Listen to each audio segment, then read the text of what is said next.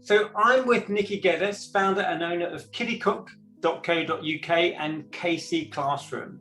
And we're going to be talking about why you should franchise your business. So Nikki, what is a franchise?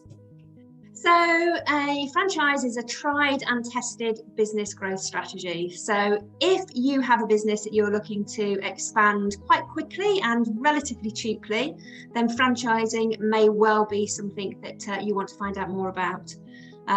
So it is cheaper because franchising is self-financing, so you don't need as much capital as company-owned expansion. And it means that you've got greater market penetration because the person investing in your franchise should have a real knowledge of the territory that they're living and working in, and probably have got some decent contacts. So yeah, in a nutshell, that's why you should franchise. Fantastic. So what do you need? I mean, what do you need to have in place? Because I always think of franchises as just being for larger companies, but I guess that may not be the case. What do you need to have in place before you can franchise your company? So the most important thing is to ask yourself, can my business be franchised? So if you have a business that can be readily replicated in any area, then the chances are that your business can be franchised. But if you are somebody that relies on a specific personality or a specific set of skills, then franchising probably isn't going to work for you. And I've totally forgotten what you asked. Sorry. So what do you need to have in place? Like I hear that you Yes. need to have your branding quite robust and protected. Yeah. So you know, one would assume that you've been running your own business in a particular area. So you will have your brand, you will have your logo, and they will need to be trademarked, because obviously if somebody invests in your franchise, unfortunately, you know, sometimes things do go awry. So you need to make sure that that's protected, because obviously that is your business. But you need to have things like your franchise agreement in place. You need to have your ops manual, your training manual. You need to make sure that you've got working capital to actually advertise your franchise. But before all of that, I suppose really you need to be piloting your business, because you know your business works for you. And you may think that it would be a great franchise business, but you've never done it in another area. So bringing somebody on board as a pilot at a reduced cost, sometimes free of charge, you can try and test all those processes and systems, ways of working, to see if it is right for you.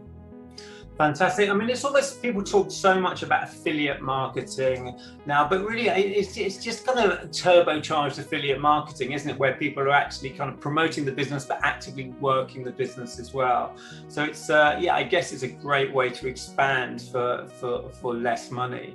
Yeah, definitely. But how do you find franchisees, and what would you have to look for in potential franchisees for a business? That's more difficult than you think. A lot of people like the idea of obviously being their own boss, and that's what's great about being a franchise or being a franchisee, because you get to be your own boss, but you're not by yourself, because obviously you've got the support of that network. But some people will buy into a franchise and they just maybe they don't have enough confidence to set up themselves, or they don't have the business idea to set up themselves. But they're too entrepreneurial. They've got too many ideas. And a franchise is a tried and tested business model where you follow systems and processes. So if you don't follow those systems and processes, then obviously that's not going to work for you. That's not going to work for the franchisee. So you really need to ask yourself the question when somebody comes on board is, are they right for my business? And I think a lot of franchisees will tell you that when you first start out, somebody comes knocking at your door and you think, wow, they want to buy my franchise, how exciting, and that take your money, and within a very short space of time you realize they are not right for my business at all. So I think it's to be strong and turn people away, be really clear about who you want and what you want from a franchisee, if that makes sense. It really does make sense, and I really get that actually. Yeah, the last thing you want is an entrepreneur with their own ideas that wants to kind of change your business, because that's just not going to work, because you've tested it, you've proved the concept, and it's about kind of scaling it rather than changing it. So that's really interesting. And then what about marketing in terms of, like, as a franchisor, do you help franchisees market their businesses, or how does that work?